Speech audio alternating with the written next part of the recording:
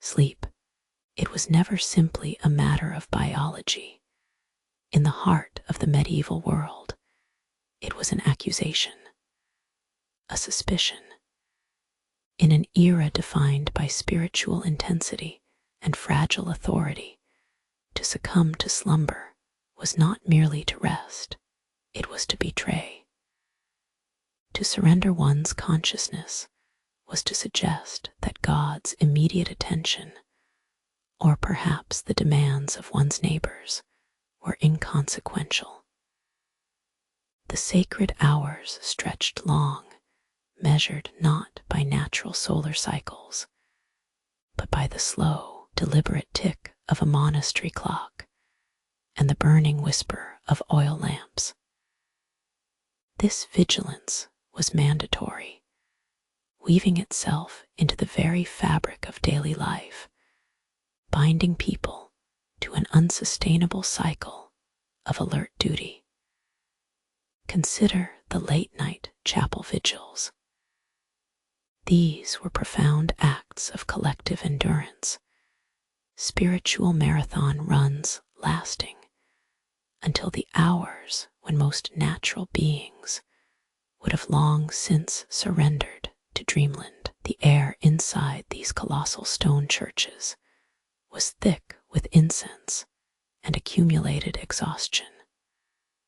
Under the flickering, unsteady light of tallow candles, men knelt in ranks, their breath growing shallow, their muscles aching from years of kneeling posture.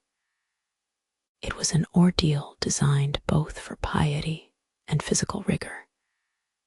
If you fell asleep, if even your head dipped too heavily against your collarbone, you were not merely excused, you were gently but firmly roused. Not out of kindness, but with the stern reminder that God's plan required full attention. Sleep suggested a withdrawal, a turning away from the divine moment. It was a moral dereliction. The requirement to remain awake permeated every corner of medieval society. The clergy understood that alertness was synonymous with devotion itself. A vigilant mind was an active soul. To sleep was, therefore, to imply apathy, or worse, spiritual laziness. This pressure wasn't confined solely to the sacred vestments. It bled into the practical realities of governance and labor. If the watchful eye rested, then nothing was protected.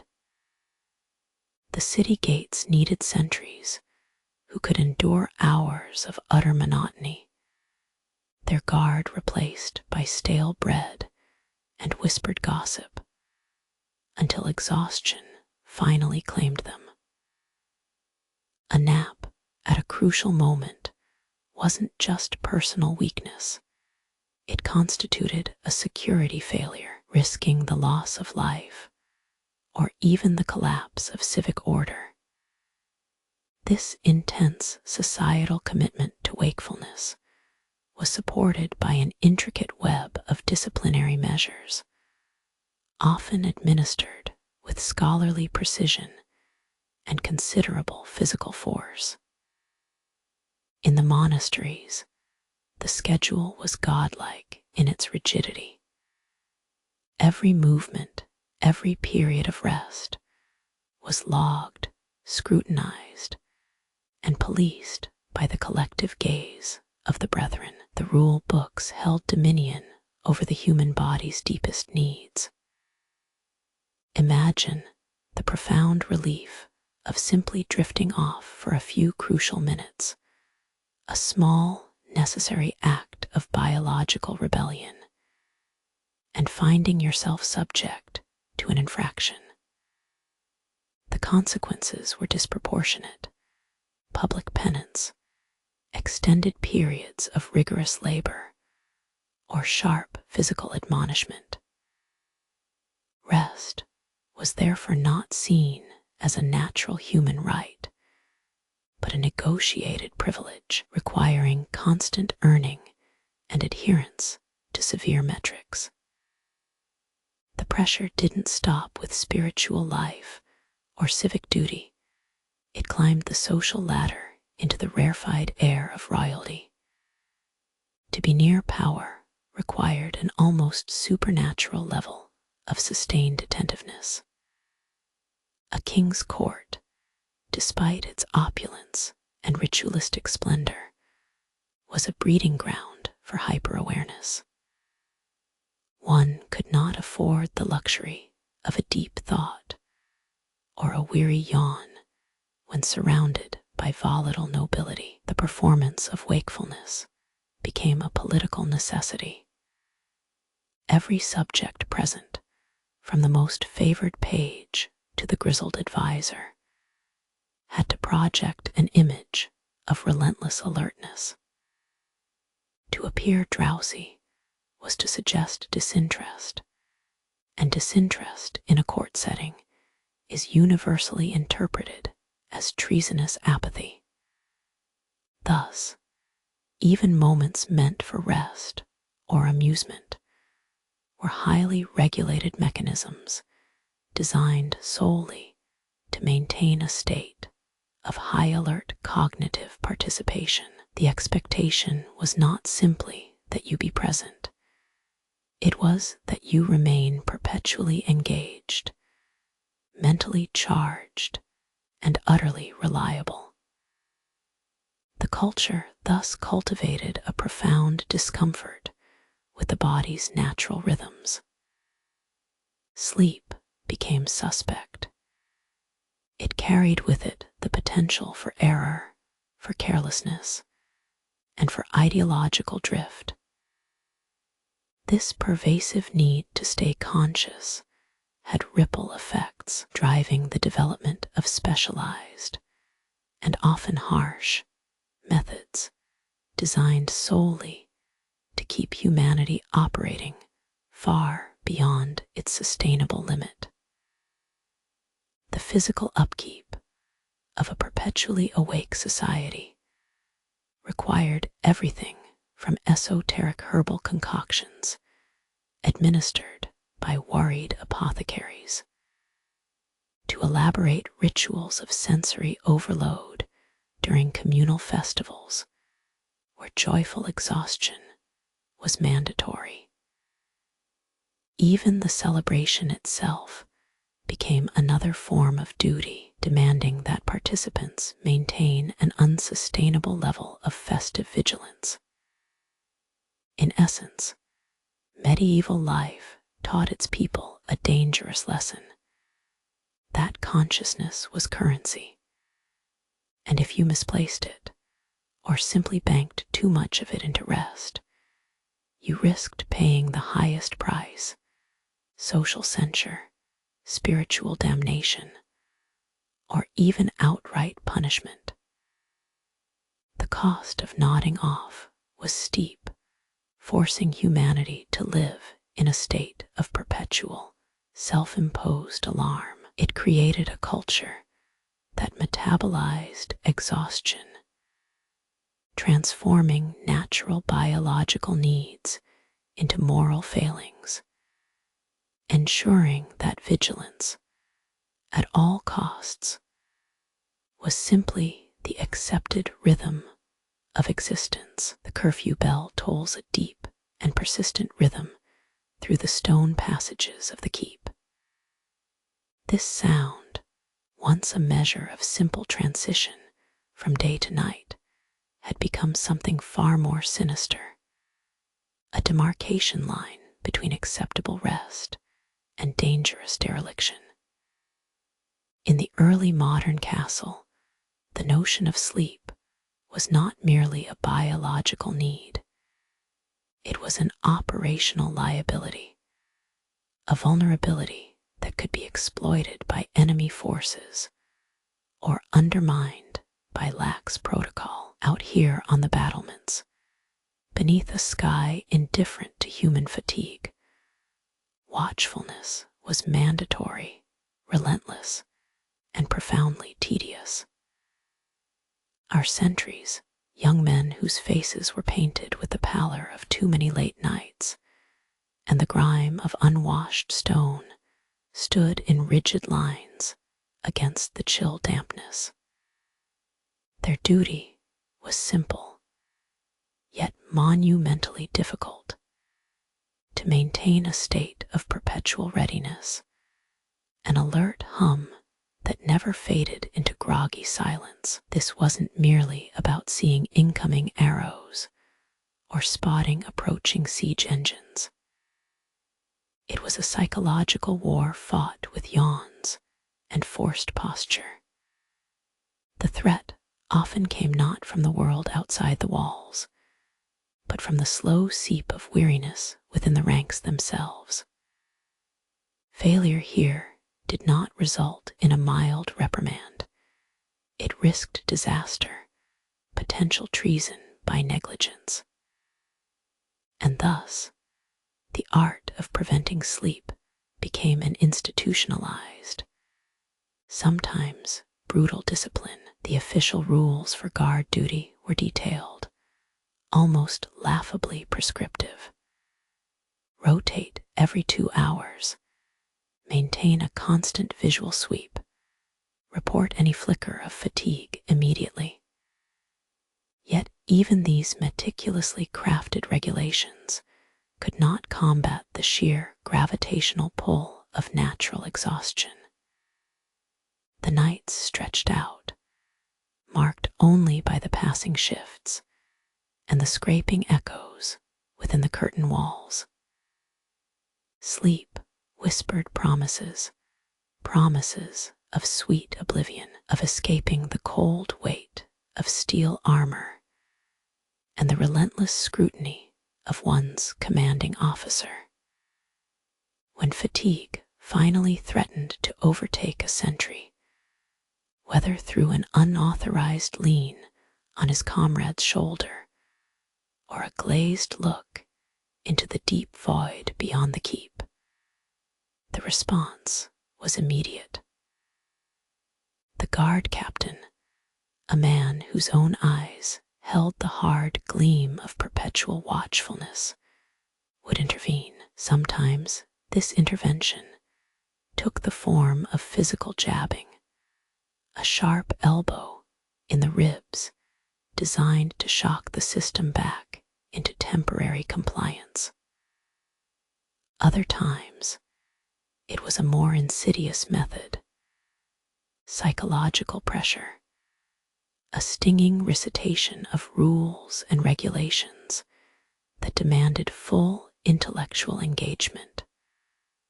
Or worse, forced gossip detailing every petty transgression known among the garrison. The resources allocated for maintaining this state of constant alert were as diverse as they were desperate. Rations were insufficient. Stale bread and watered-down ale barely kept the bodies functioning, let alone the minds sharp enough to detect a subtle breach in the darkness. But physical sustenance was only half the battle. The true currency required was distraction. Sometimes, overly enthusiastic storytellers would take up post, spinning yarns of mythical sieges or whispered rumors about rival noble houses, forcing the sentry's attention onto trivialities just enough to keep them from sinking into slumber. But history shows us that humanity is remarkably resourceful in its attempts to enforce wakefulness. When boredom set in, men began to devise their own systems, unofficial watch-keeping rituals designed not for strategic advantage, but purely for the passing of time. They would engage in mock parades or develop complex hand signals understood only by their immediate platoon. These were survival mechanisms, coping strategies against the tyranny of the monotonous night shift. The consequences of failure ranged from harsh flogging, a visible public humiliation meant to deter all future lapses, to removal from service entirely, a fate far worse than corporal punishment for men who found identity in their duty. To nod off while on watch was not simply being tired, it suggested moral failing, a momentary concession to the seductive comforts of oblivion when vigilance demanded everything. In essence, guard duty transformed temporary biological need into an acute moral dilemma. It positioned wakefulness not as a natural state, but as a deliberate, conscious act of adherence, an economic output of human alertness that could be measured and disciplined. The castle ramparts, therefore, were not just defensive perimeters. They were institutions designed to monitor the delicate boundary between rest and responsibility. And under those cold, unforgiving moons, every tired eye represented a potential gap in the great tapestry of state security. It was a life lived perpetually at the edge of dreams, bound by fear, duty, and the chilling demands of the dawn. If the walls of a castle taught us that wakefulness was a matter of state security, then the monastery revealed it to be a matter of eternal soul. Here, vigilance was not merely functional, it was sacramental. The rhythm of life revolved around God's relentless demand for perfect discipline, a discipline measured by both devotion and the sharp edge of exhaustion. The monastic schedule was less a guide to rest and more an intricate choreography designed to burn away any hint of self-indulgence, particularly the gift of sleep. Every moment found purpose: prayer, reading, labor, or disciplined silence. To deviate from this pattern, even by succumbing to slumber during contemplation, was seen not as simple tiredness, but as a spiritual failing, a betrayal of the divine watchfulness. Consider the act of studying scripture in the chapel after Vespers. The air is thick with cold stone and old incense, illuminated only by flickering tallow candles that cast long, nervous shadows. Here, in this sacred stillness, the greatest threat was not external invasion, but the sudden onset of profound, restorative sleep. To doze off during a communal reading meant more than missing a verse. It implied a lapse in piety, a temporary surrender to sin. The system for managing such failure was precise and often brutally disproportionate. It wasn't enough simply to be told to wake up. The community had to enforce the state of alertness, both on the body and the spirit. This went beyond mere rousing. It involved meticulous metrics of attention. Each member was expected to maintain a constant, visible level of spiritual readiness. The watchfulness wasn't restricted solely to guard duty during the night. It pervaded the daylight hours, operating in the highly charged atmosphere of institutionalized piety. If one felt the heavy curtain of fatigue drawing across their mind, they were not just failing themselves, They were causing a ripple that threatened the perfection of the collective endeavor. The disciplinary mechanisms surrounding sleep were therefore multi-layered. They involved early and severe public admonishment, assigned hours of heightened ritual activity to shock the system back into focus, and even structured physical penance designed specifically to prevent any return to deep rest. For novices in particular, the monitoring was intense. Every cough, every shift in posture, and certainly every eye closing too slowly for comfort was registered by the watchful eyes of the brethren. This institutional gaze fostered a culture where the perceived weight of observation became as tiring as manual labor itself. The knowledge that one's spiritual state, and indeed one's basic physical function, was under continuous review, created a unique form of exhausting psychological performance art. Sleep was therefore viewed through an exceptionally narrow lens. Either it was a necessary, divinely sanctioned period of rest, or it was indolence, the quiet signifier of a weakened soul. The consequences of failing this divine vigilance ranged from public humiliation to further extended periods of labor designed to punish the body into acute awareness. The goal was not merely punishment. It was realignment to reteach the individual that their consciousness belonged absolutely to God, and therefore could never be unattended or entrusted to the sweet oblivion of dreams. The monks themselves were highly trained in emotional and intellectual stamina. They performed spiritual acrobatics daily, maintaining a state of heightened grace for extended periods. Their lives required them to master the art of being perpetually present, a continuous, exhausting performance that bordered on suspended animation.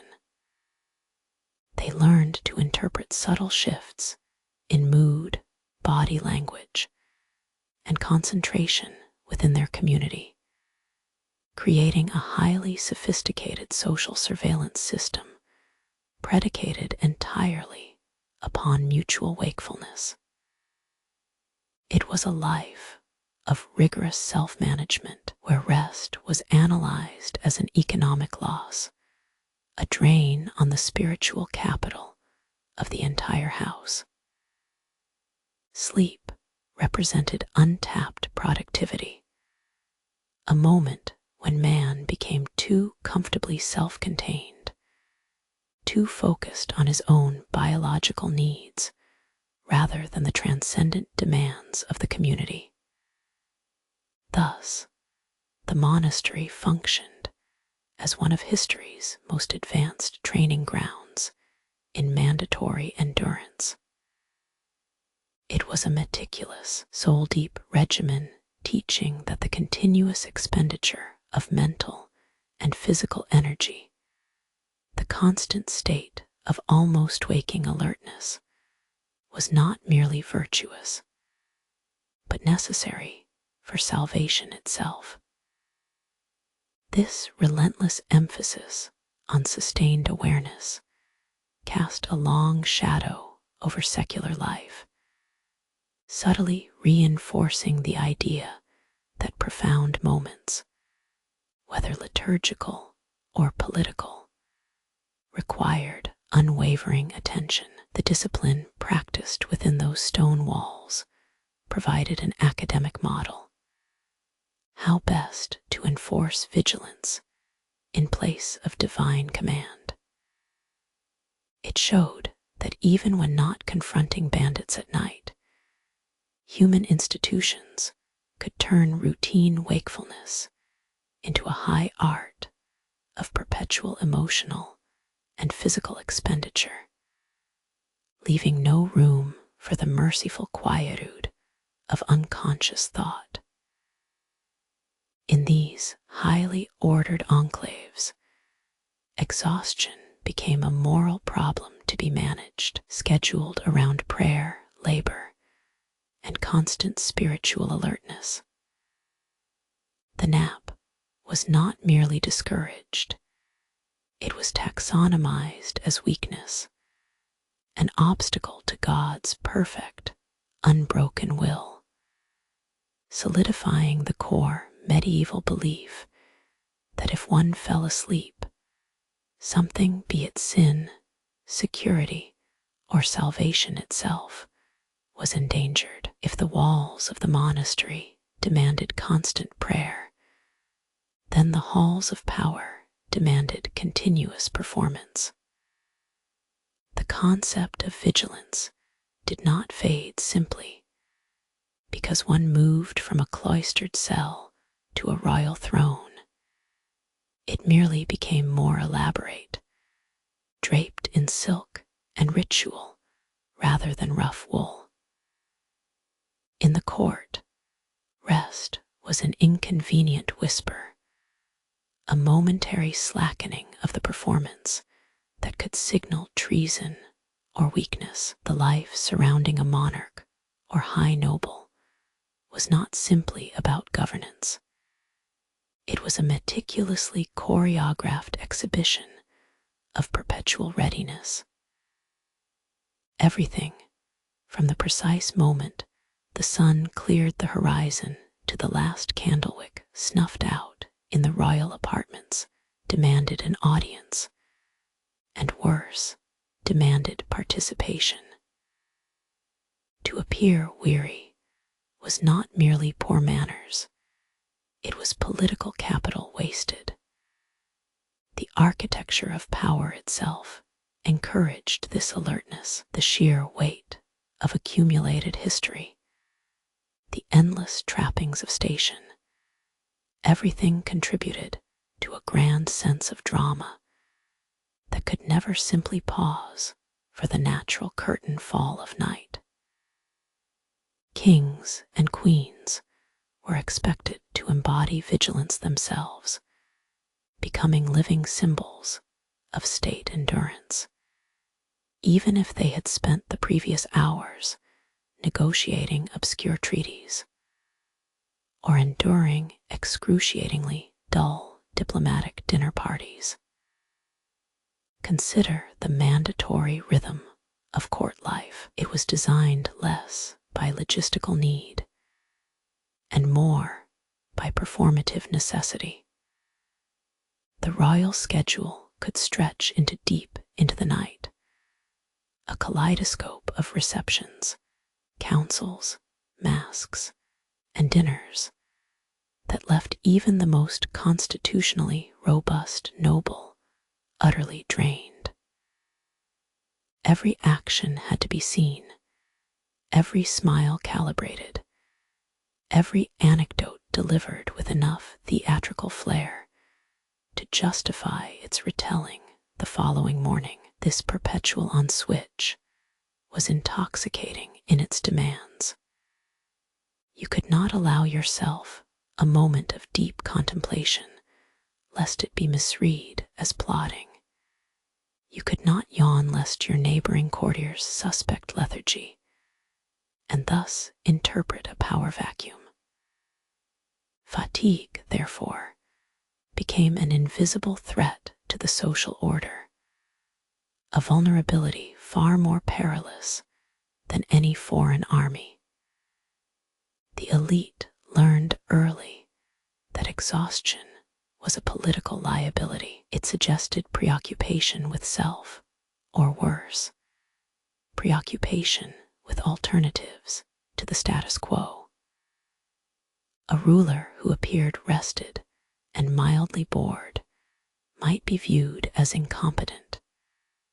A ruler whose fatigue suggested genuine concern for personal comforts might be deemed distracted by private ambitions. The court demanded an almost supernatural capacity for maintaining high spirits and flawless attention, regardless of how few hours were actually allotted for sleep. The pressure extended to the noble class surrounding the monarch. They were not merely courtiers, they were functionaries in the grand machine of royal presence. Their primary duty, alongside giving counsel or offering suitable flattery, was to maintain a facade of dazzling, sustained alertness.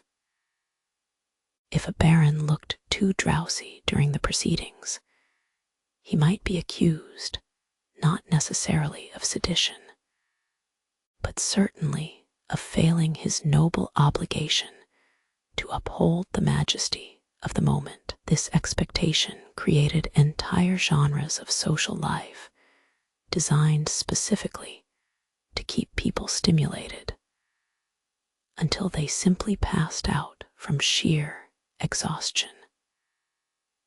Think of the mandatory entertainments, epic balls that ran until dawn, where intricate dances and required mingling meant your legs ached more than if you had marched through enemy territory. Or imagine the extended hours dedicated merely to games of skill or intellectual parlor tricks, dances upon the lute, or grueling rounds of strategic board games, all under the watchful eye of courtiers who took great note of anyone struggling to keep their wit quick.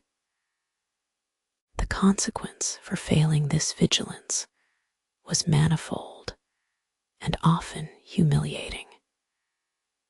It could range from a pointed, cutting remark suggesting general dullness, which wounded a person's reputation more deeply than any physical punishment, to being quietly excluded from the inner circles, the ultimate social death sentence in the highly connected world of court intrigue. The performance became its own kind of currency. One had to master not just governance or poetry, but the art of looking utterly magnificent and fully engaged for extended periods without ever seeming like you were exerting yourself. The smile had to be perfect, the gaze steady and insightful, even when listening to repetitive compliments about your lineage. The physical posture impeccable, despite a cumulative sleep debt measured in days. And this necessity for perpetual performance wasn't just confined to the main events or major decrees. It crept into the interstitial moments, too. The simple act of receiving an ambassador was a highly charged theatrical moment requiring maximal alertness. To nod off while listening to tales of distant lands or obscure familial grudges suggested that one either found the source beneath contempt or lacked the mental fortitude to participate in international diplomacy. The royal court thus perfected the art of scheduled delirium, building social structures around mandatory wakefulness. It was a sophisticated and deeply ingrained psychological apparatus designed to keep the powerful visible, functioning, and above all, controllable through sheer, exhausting social requirement. Rest became not just an inconvenience, it was perceived as acquiescence to apathy, or even worse, tacit agreement with opposition. This constant demand for presence subtly shaped the very character of the nobility, valuing wit and stamina over genuine introspection. It taught them that survival hinged on the quality of their performance in public life, making the private spaces, the bedroom, the secluded garden, the moment alone with one's thoughts, feel like revolutionary acts, perhaps even illicit. The lesson delivered by court society was stark. Vigilance is not merely a duty to the crown. It is the primary currency through which you are allowed to exist within its orbit. And unlike the monastery, where divine mandate provided unquestionable justification for the rigor, in the secular realm, the demand for wakefulness was purely an economic calculation, the cost of admission to power. The night, therefore, was not a time for slumber and sweet oblivion. It was merely the waiting period before the next mandatory performance began, leaving even the most powerful souls perpetually sleep-deprived and acutely aware that their rest could never be guaranteed if the silent solemnity of confession or the rigid geometry of a stone hallway suggested disciplined wakefulness. Then the festival was a different beast entirely. Here, vigilance was not imposed by cloistered rule or military necessity. It was demanded by sheer, ecstatic community spirit. The medieval celebration, whether a harvest fair, a seasonal riot, or a holy day marked by intense revelry, represented a temporary suspension of normal life, and therefore a state of hyper-alertness itself. It was the mandated joy that required perpetual performance. To sleep at a feast meant failing in one's participation in the communal spiritual economy. It suggested apathy, not just laziness, but a failure to invest oneself wholly in the collective moment, which in turn threatened the very fabric of social cohesion. The concept here was Dionysian vigilance, keeping oneself awake not out of fear of suspicion or military threat, but out of obligation to the joy itself. These festivals were magnificent sensory overloads, calculated historical chaos. The air was thick with smoke from countless hearth fires and braziers, mingling with the sharp tang of cheap ale and sweat. The light was perpetually shifting from the sputtering oil lamps hanging in tight alleyways to the brilliant flare of fireworks that erupted only after midnight, scattering sparks across the suddenly too dark sky. Noise was not merely present. It was a physical force, an overwhelming wall of human sound, drunken singing, rhythmic drumming that seemed to vibrate through the cobblestones and up into your bones, the urgent shouts of vendors whose stalls refused to close even when the last patrons stumbled away. The purpose of this sustained awakening was complex. It was simultaneously devotional and carnal. The holy rites often spilled out onto the street, transforming sacred processions into raucous parades. The very line between pious celebration and debauched revelry blurred until it was nearly indistinguishable. You were expected to move with the gaiety of the parade, to participate in the drunken chorus, even if your bones cried for horizontal repose. To withdraw became a moral or social transgression. Consider the sheer physics of mandatory fun. Sustaining high levels of emotional output, laughter, drunken singing, forced camaraderie, is profoundly exhausting. It requires active participation at peak capacity.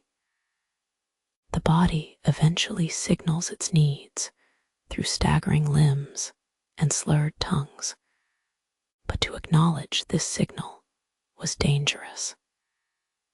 To complain of fatigue meant disrupting the energy flow, potentially dampening the collective spiritual momentum, which could carry serious consequences in terms of social ostracism or even deeper accusations of idleness. The festival became a performance art of endurance.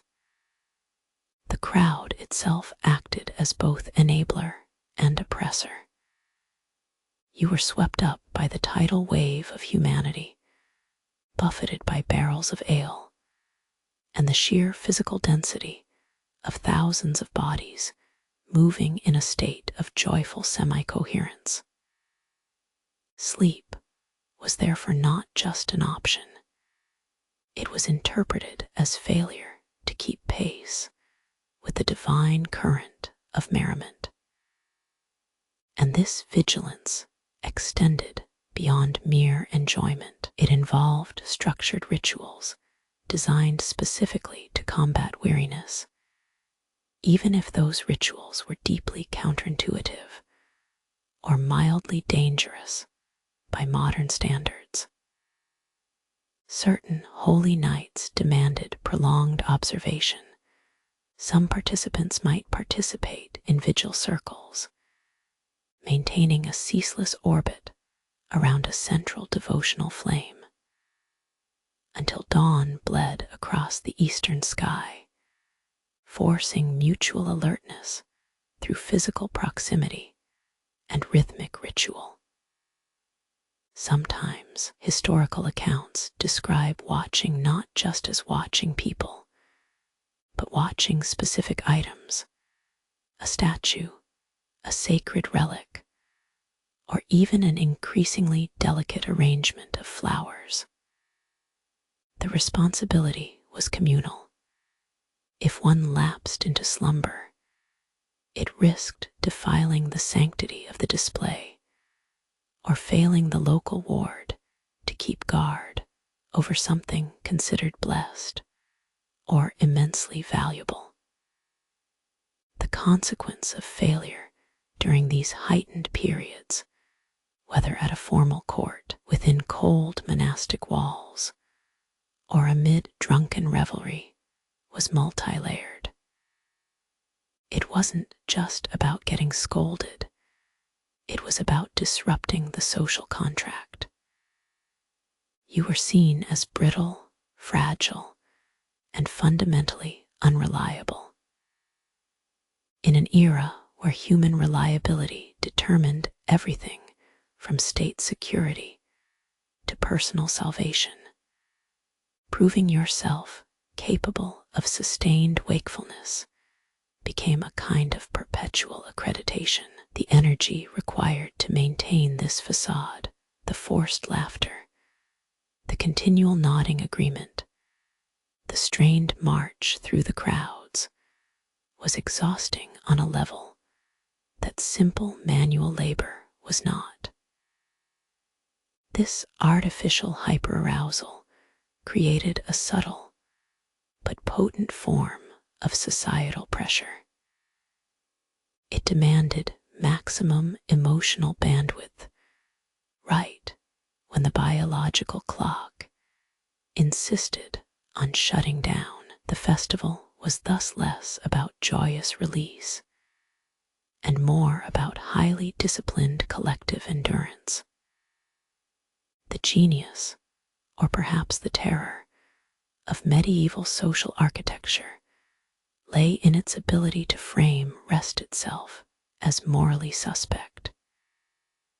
If you could not maintain vigilance, be it spiritual, physical, or celebratory. Then, what did that say about your soul? Was it a sign of divine grace? Or was it merely the creeping weight of flesh and inadequate wine? These intense periods taught the populace, particularly those who were most susceptible to exhaustion during celebrations, an indelible lesson. Life was always on display. Even when the revelry finally subsided, leaving behind sticky cobblestones and aching muscles, the underlying current remained. The sheer effort of staying awake for fun or duty or devotion had drilled into the community a terrifying preparedness. The understanding that one's internal rhythm could never be trusted to match external demands. Sleep remained not merely inconvenient, it was potentially defiant. Throughout these chapters, we have mapped the rigorous demands of wakefulness across every corner of medieval life.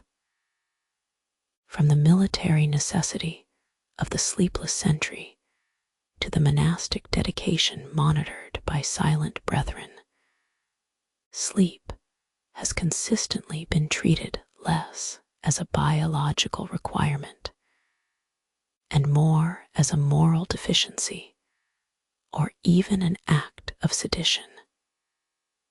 Yet, perhaps nowhere does this disciplinary scrutiny become most absolute than within the sacred architecture of faith itself. The Church, which was simultaneously the center of community life, the primary regulator of time, and the ultimate arbiter of sin, became the great enforcer of perpetual awareness.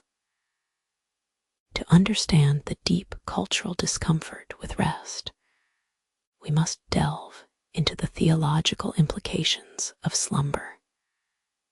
In a world steeped in Christian doctrine, human existence was fundamentally understood as a performance for an audience far greater than any earthly king or guard captain, God. Sleep, therefore, could be interpreted through multiple lenses, some of which were profoundly damning. If man's soul was meant to ascend toward divine grace and eternal vigilance, the very act of sinking into unconsciousness risked being construed as a surrender. It suggested a withdrawal of spiritual effort, a turning away from prayer, or even a physical capitulation to base appetites. The early doctrines were remarkably clear. Piety demanded alertness.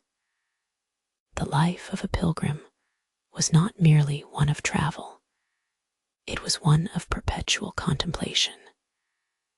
To rest too long was to risk losing the thread of divine thought, to let the encroaching veil of sleep obscure the path toward enlightenment.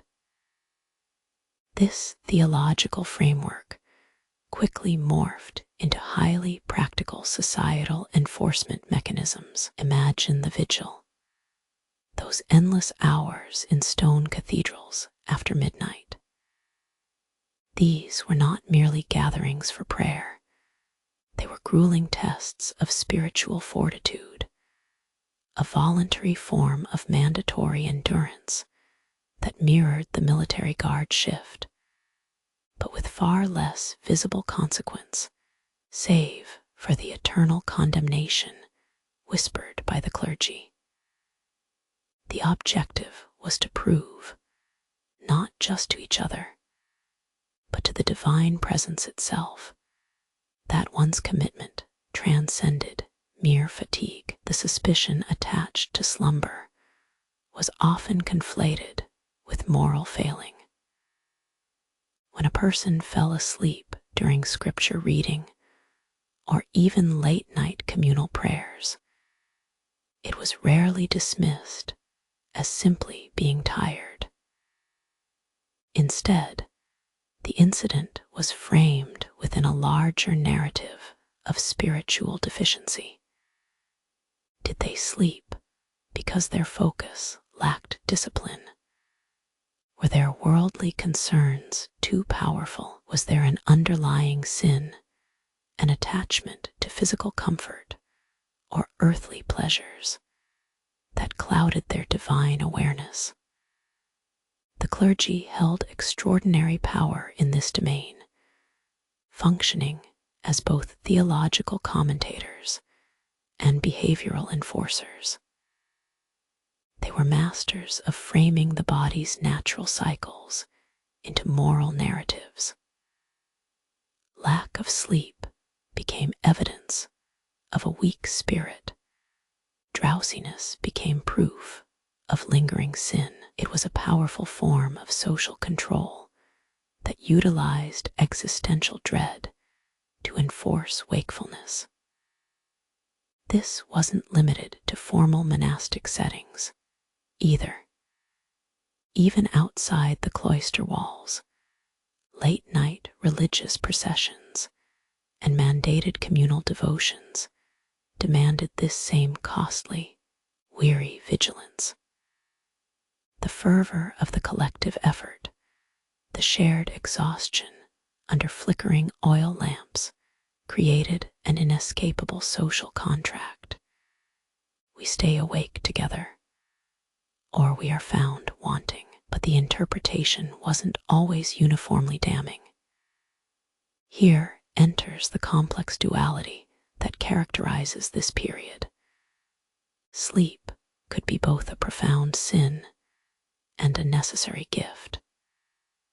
The saintly ideal, for example, often required superhuman endurance, but there were also venerated figures who represented perfect, natural repose, the vision of the sleeping saint, whose deep slumber was not seen as failure, but rather as a miraculous state, a temporary withdrawal from this harsh earthly plane, bordering on divine grace itself.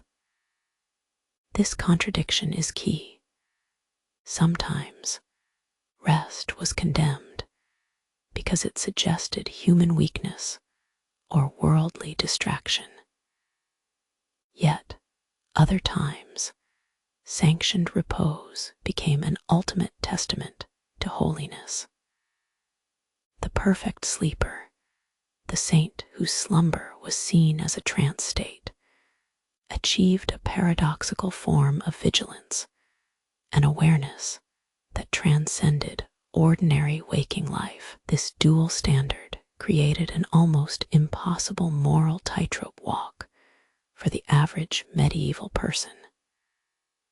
For us, living in the shadow of these historical mandates, this theological pressure cooker sheds stark light on the pervasive nature of enforced alertness. The Church provided the most sophisticated mechanism, yet devised to police not just behavior, but the very rhythm of biological need. By framing fatigue as a spiritual lapse, they achieved control over citizens that no physical guard or royal decree could match. The underlying message remains deeply unsettling. In times where communal adherence to strict norms, be it piety, military readiness, or courtly performance, was deemed critical for survival, the body's most fundamental need became negotiable. It was a lesson etched into the social fabric that perpetually high alert was not merely efficient, it was sacrosanct. To sleep was to risk complicity with darkness, to betray the collective endeavor of vigilance itself. The lingering whisper across history is thus: were we truly honoring our spiritual obligations, or were we simply terrified of what would happen if, just for a moment, we allowed ourselves the luxury of nothingness?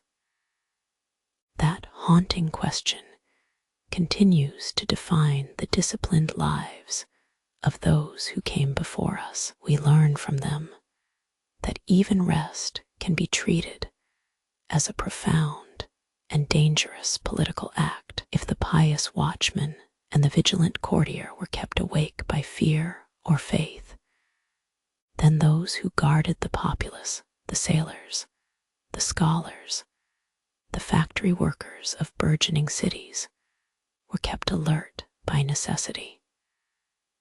This was not a spiritual duty, nor was it purely matters of state security. This was simply the economic grind of surviving in an increasingly complex world that dared not pause. As commerce flourished and diasporas swelled, the need for continuous awareness became a core pillar of urban life. The day's economy did not respect natural rhythms, nor did the rising tide of global trade. Everything had to move all the time. And so, the medicinal chest and the apothecary stall transformed from places of gentle remedy into sites of chemical warfare waged against the body's most basic need: rest. The solution was less about healing and more about extreme temporal extension. If natural sleep was viewed as a moral failing in confessionals or treasonous in court, then artificial wakefulness was merely good business practice. This is where the quaint historical narrative meets the truly desperate, revealing an ingenious arsenal designed to trick the human nervous system into prolonged compliance. The modern conception of insomnia medication bears only the faintest chemical relation to these concoctions. What we find here are remedies steeped in folk medicine, pharmacological desperation, and sometimes outright deceit. We visit apothecaries whose stalls overflow with jars of dried root and exotic leaf, creating an overwhelming scent profile, a mix of sweet decay, sharp alcohol, and bitter earth.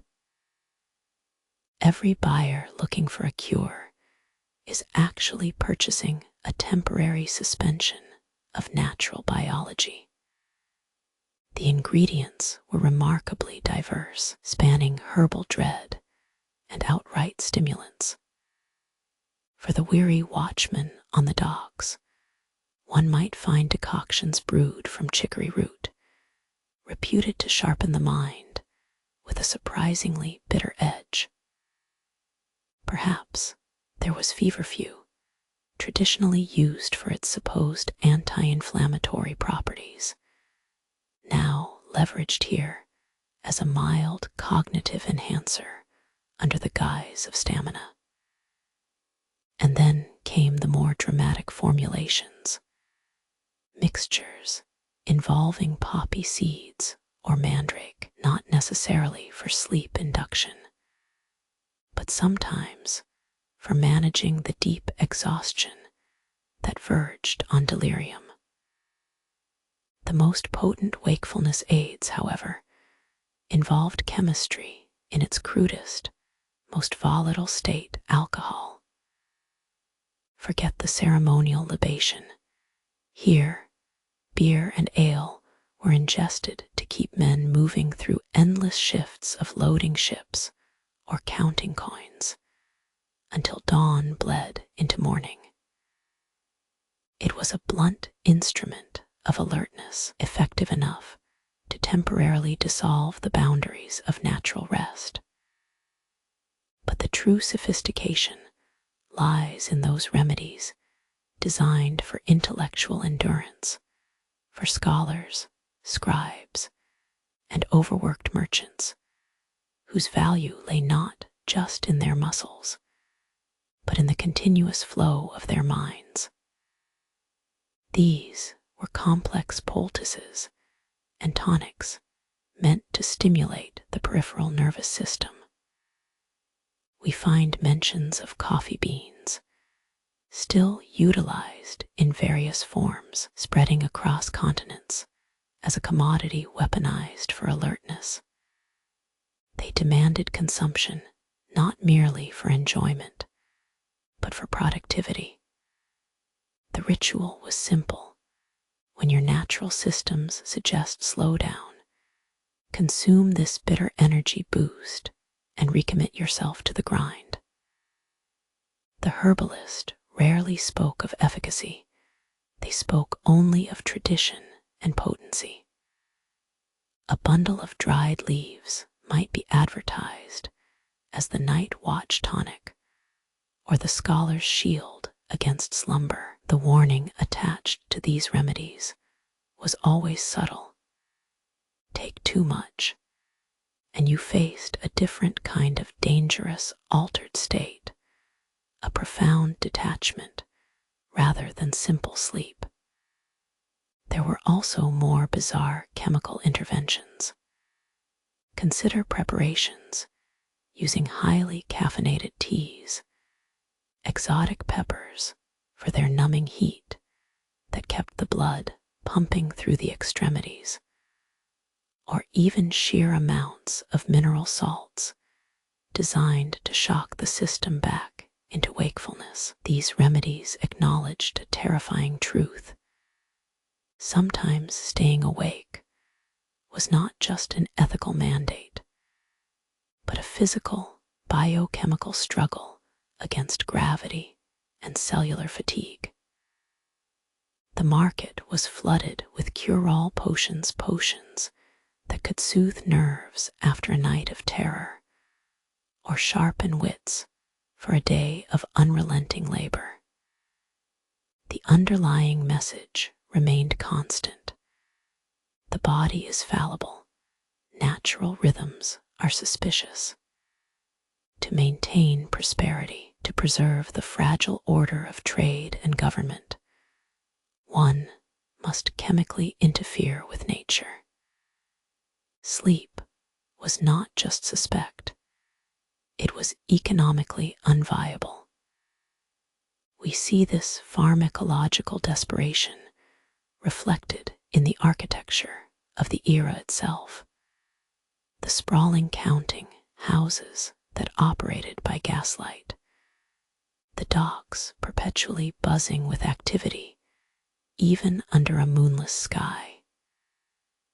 The entire infrastructure demanded constant human output, making mandatory wakefulness an industrialized form of performance art.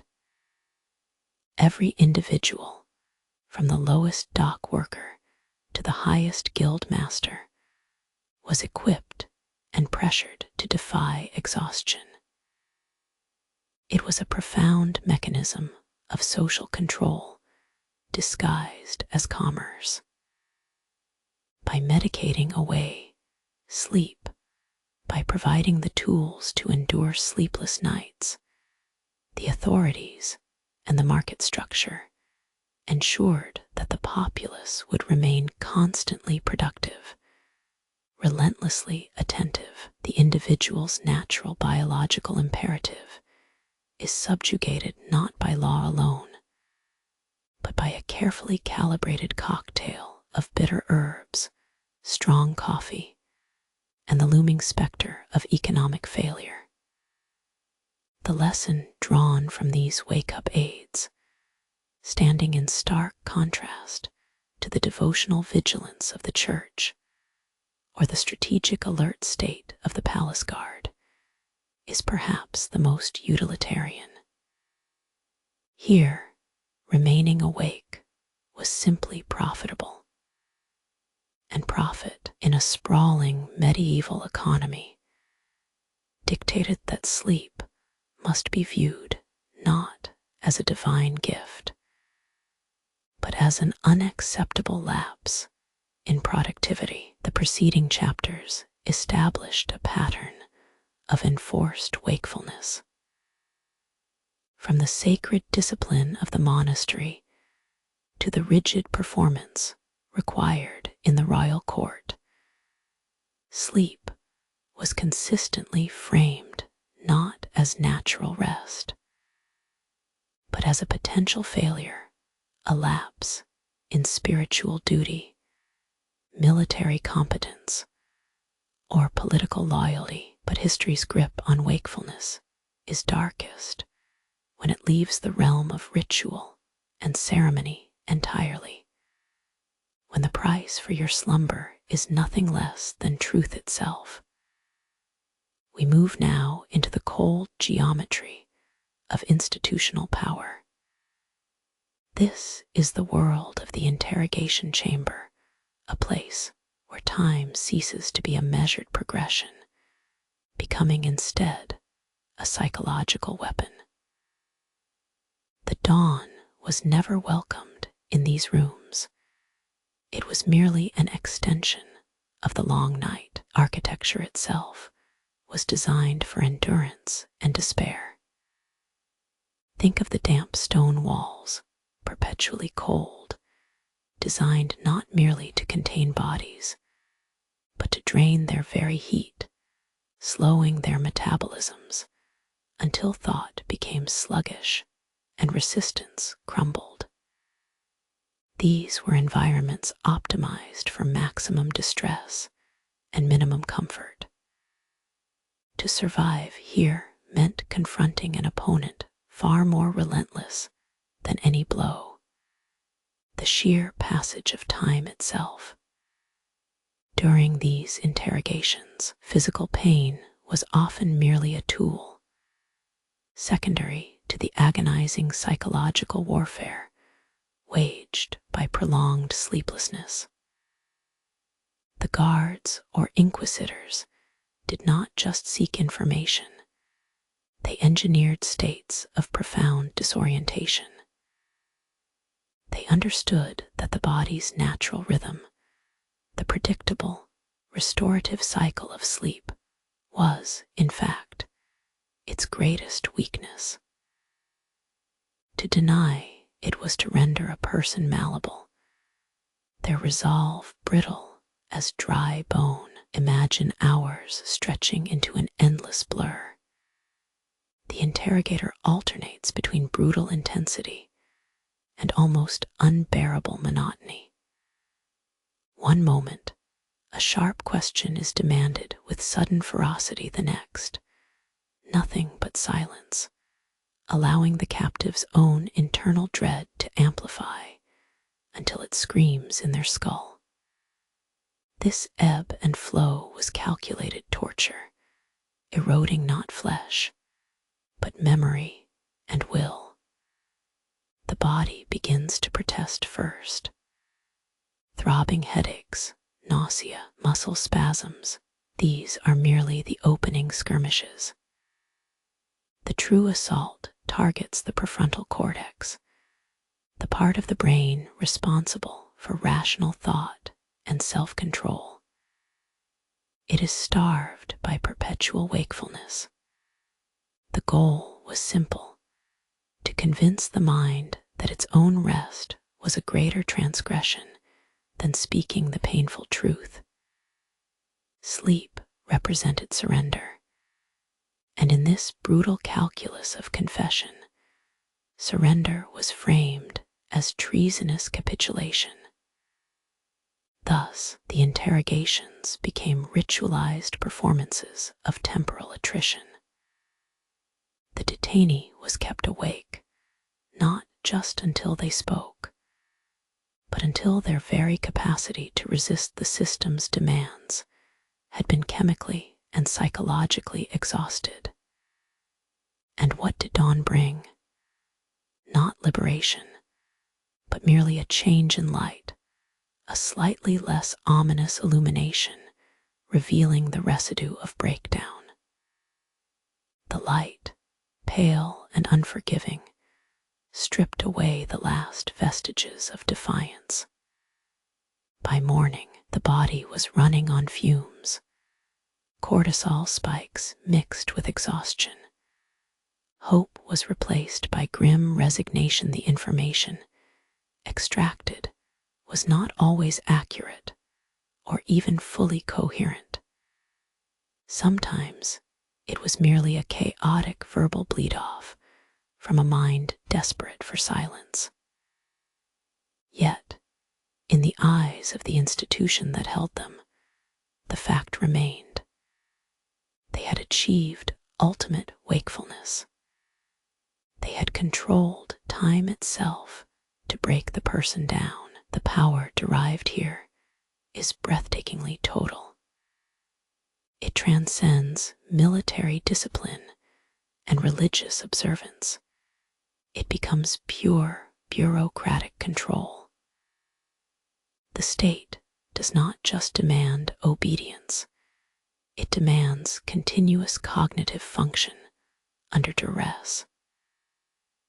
By weaponizing the biological imperative to sleep, the system achieved a form of absolute awareness, a perpetual knowing that left no corner unobserved and every thought unformed in private quiet. This cycle reveals an overarching pattern. Across all spheres of medieval life, the castle wall, the silent cloister, the gilded court, and now the stone dungeon, wakefulness is fundamentally synonymous with compliance. To sleep was to invite suspicion, to rest was to imply culpability. It was a cultural mandate that positioned the body's most basic biological need as the ultimate moral failure. We are left, after traversing these darkest corners of history, with a staggering conclusion about human consciousness. The perceived necessity of hypervigilance, of being constantly asterisk on asterisk, is not merely an artifact of the past. It suggests a persistent human capacity for self-monitoring, a constant internal guard duty that may never truly conclude. If medieval society required us to remain eternally alert in order to maintain its fragile structure of power and dogma, what are the modern requirements? What invisible clocks continue to tell us that we can afford no single moment of quiet oblivion? The enduring whisper from these ancient stones is unsettling. Perhaps the greatest discipline of all is not adherence to a rule, but simply the permission granted or denied to close your eyes. We have examined the mandatory wakefulness demanded by God, by the castle walls, and by the cloister. But life rarely confined itself to the sacred stone or the fortified rampart. Most medieval existence was lived in the vibrant, messy nexus of human trade, the bustling city market, the fog-shrouded docks, the smoke-filled counting house. And here, the imperative to stay awake shifted its focus entirely. It became an economic necessity. Sleep ceased being merely a moral failing or a spiritual dereliction. It was now perceived as a direct threat to profit, and therefore to the stability of the entire social order. The rhythms governing the merchant class were not dictated by the liturgical clock or the state guard's shift whistle. They were set by the rising and falling tide, by the unpredictable arrival of goods from distant ports, and by the relentless arithmetic of coin exchange. The economy of medieval life demanded that time be a continuous resource, a commodity as valuable and perishable as spices or fine silks. And within this fast-moving marketplace, repose was nothing less than an efficiency. Imagine the docks at dawn before the sun has fully cleared the masts. There is activity, but it requires immense focus, counting barrels, negotiating tariffs, moving fragile cargo that represents weeks of arduous journey. The merchant needed to be alert enough not only to spot a discrepancy in inventory or overhearing a dangerous rumor, but also to navigate the complex web of local law and custom that surrounded every transaction. This required an enduring state of awareness. Early trading ventures often involved risk so profound that failure meant ruin, sometimes even death. A momentary lapse in judgment, a minute spent drifting off during a negotiation over foreign exchange rates, could cost fortunes to both the seller and the buyer. Therefore, vigilance was simply factored into the price of goods. It was baked into every tariff sheet and scrawled onto every ledger book. The city market echoed this same relentless demand. When transactions continued after sunset, fueled by expensive ale and desperation, the alertness of every participant became paramount. The late-night counting house functioned as a pressure cooker of human ambition. Here, sleep was not only discouraged, it was actively detrimental to reputation and livelihood. To appear weary was to suggest a lack of focus, a susceptibility to error, and in the unforgiving world of commerce, these flaws were fatal stains on one's professional character. The merchants understood this implicitly. They were selling more than mere goods. They were selling certainty. And certainty required an awake mind. This concept crystallized the shift from spiritual control to mercantile capitalism, a powerful new form of social engineering based purely on maintaining cognitive function for profit maximization. But how was this enforced?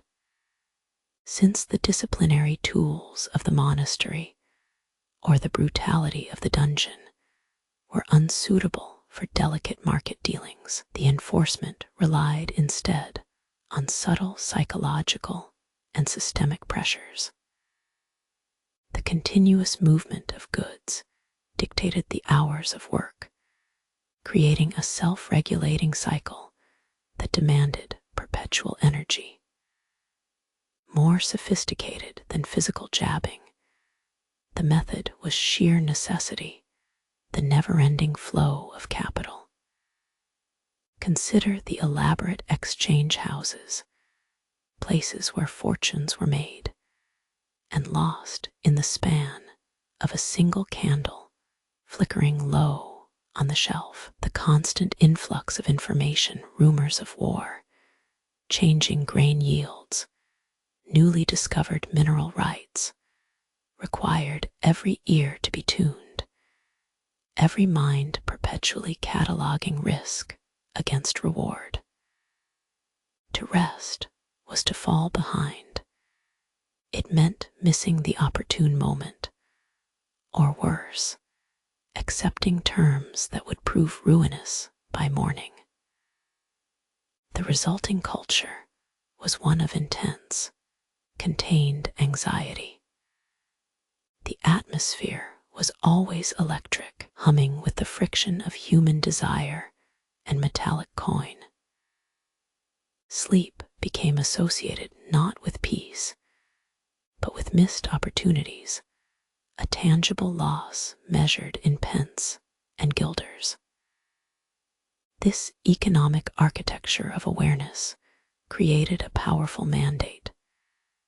Success required an overallocation of waking hours, transforming personal time into a professional deficit.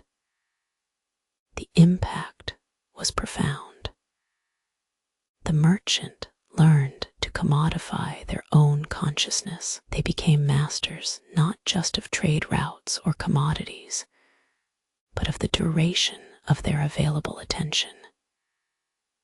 This self-discipline, this internal clockwork of relentless preparedness, was the engine that fueled urban growth and underpinned the nascent economic power structures of Europe.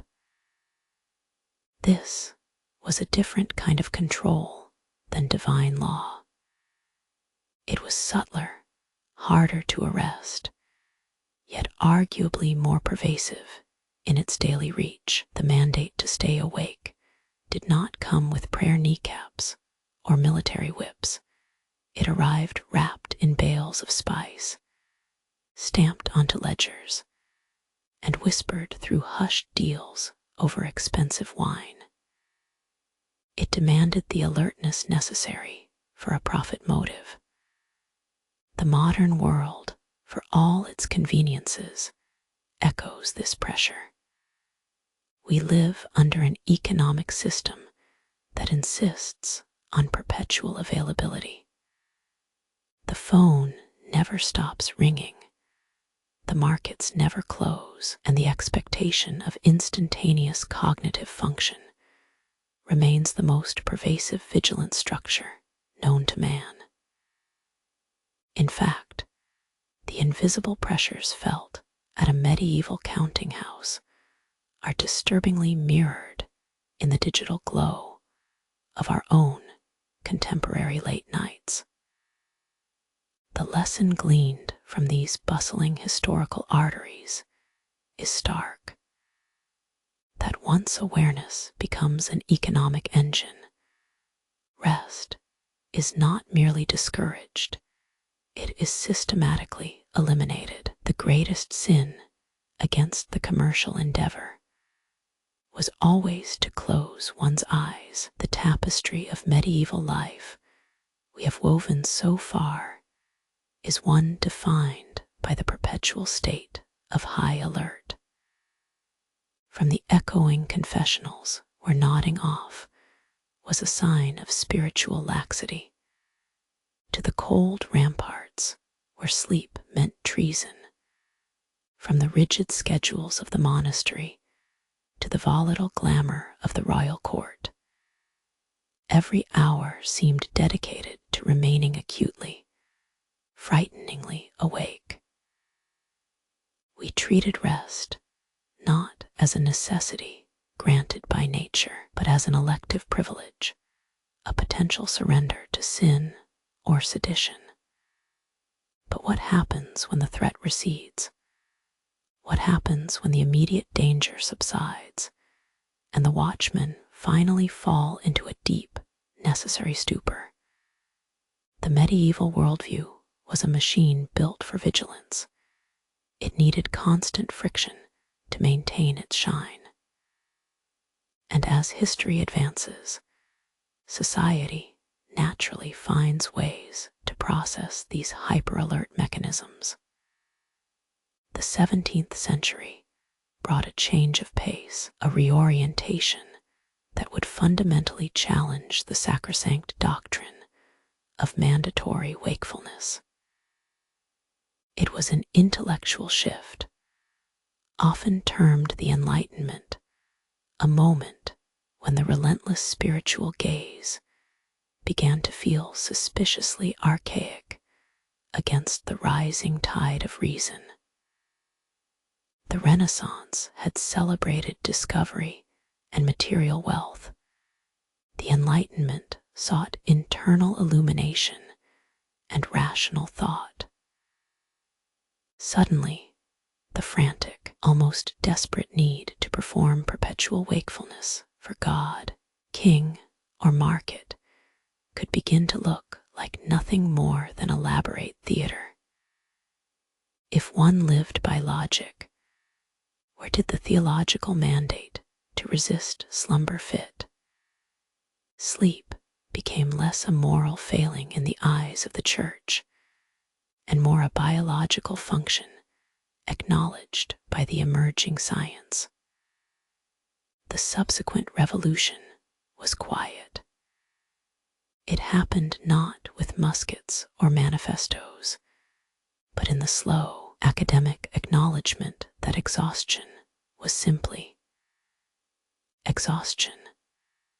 This shift required dismantling centuries of deeply ingrained cultural anxiety, the fear that turning off consciousness meant inviting divine wrath or state collapse.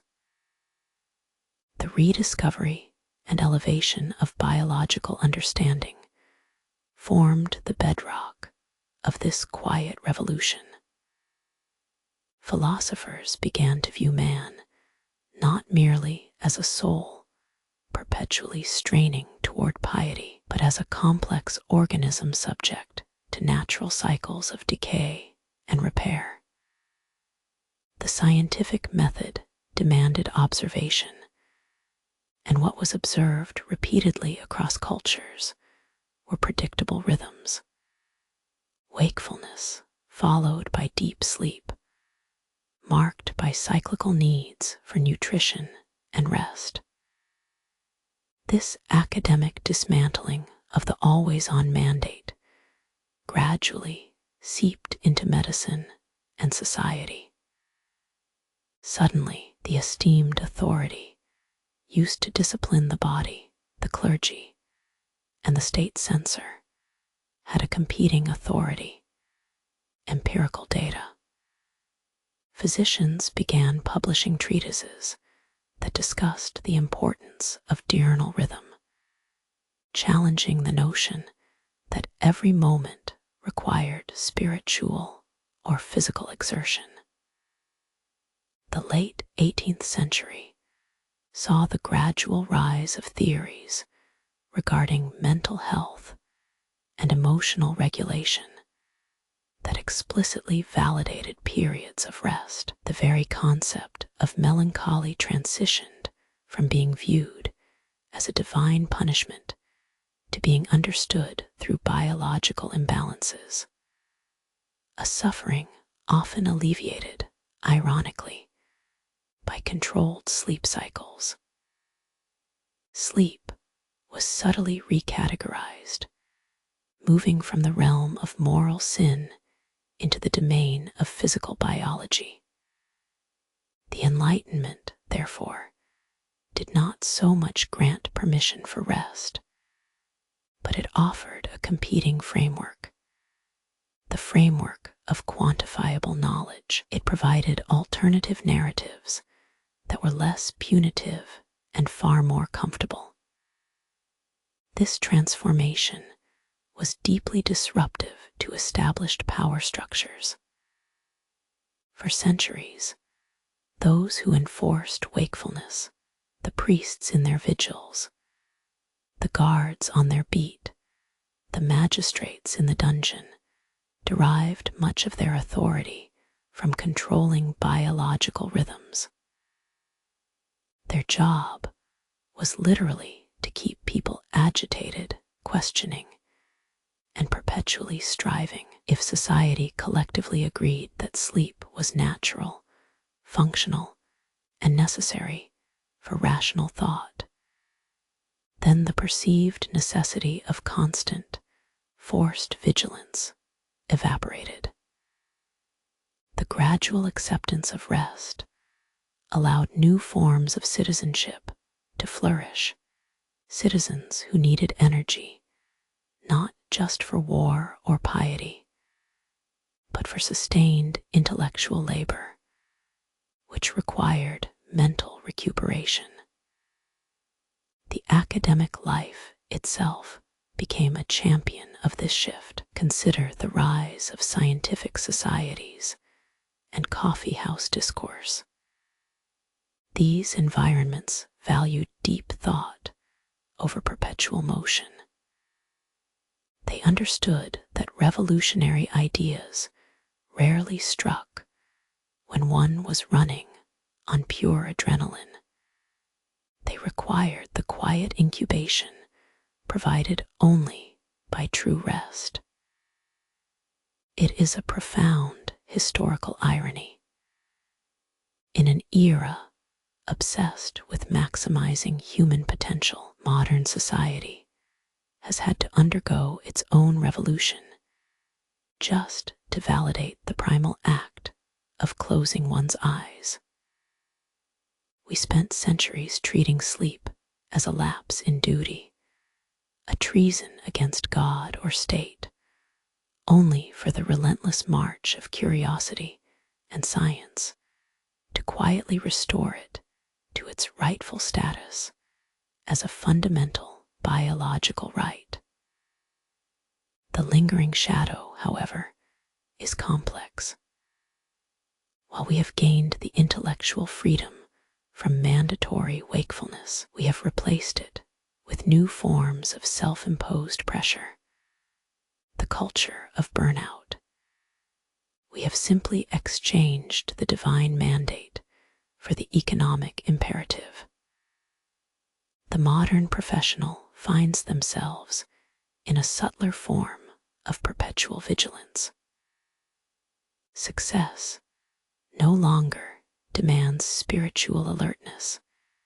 It demands an unnatural availability, the never-ending email chain, the global connectivity that forces us to be mentally on call at all hours. We trade the risks of eternal damnation for the anxiety of incomplete work-life balance. And so, we arrive here, in this modern echo chamber of late-night phone calls and endless information streams, haunted by the ghosts of a more demanding past. The great lesson drawn from the medieval obsession with wakefulness is not just that rest is vital, but that any mandate, whether theological, military, or commercial, that treats human beings as tireless, perpetually available mechanisms must eventually confront its own absurdity. The greatest luxury, it seems, remains nothing less than a solid, unburdened sleep. And perhaps, in this knowledge,